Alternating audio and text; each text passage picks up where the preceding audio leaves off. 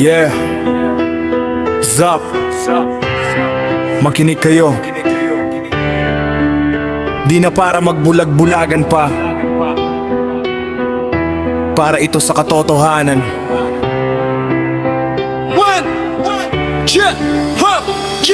Bawat eleksyon, pare-parehong pangako. Pagkaupo sa pwesto, biglang naglalaho. Ngiti sa kamera, bait sa harapan, pero sa likod, pera ang pinag-aagawan.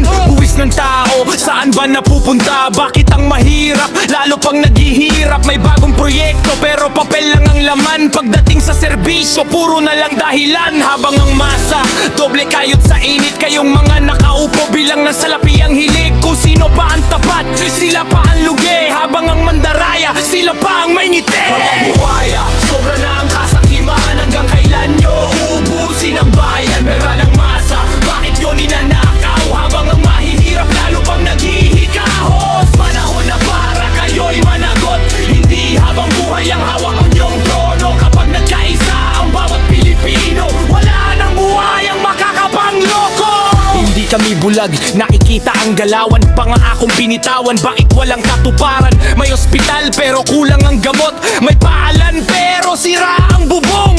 Hindi kailangan ng magagandang salita. Kung ang totoo, hirap pa rin ang nakikita. Ang gusto ng tao, tapat na serbisyo. Hindi palabas na pang-eleksyon lang ang kagalingan. Hindi laban ang kantasa, iisang pangalan. Laban dito sa sistema, matagal nang kinakalawang. Kapag ang bayan nagising at nagkaisa, walang buhay ang mananatili sa trono nila. Mga buhaya, sobra na ang kasakiman. Hanggang kailan nyo uubusin ang bayan? Pera ng masa, bakit yun ninanakaw? Habang ang mahihirap, lalo pang naghihikahos. Panahon na para kayo'y managot. Hindi habang buhay ang hawak kanyong trono. Kapag nagkaisa ang bawat Pilipino, wala nang buhay ang makakapangloko.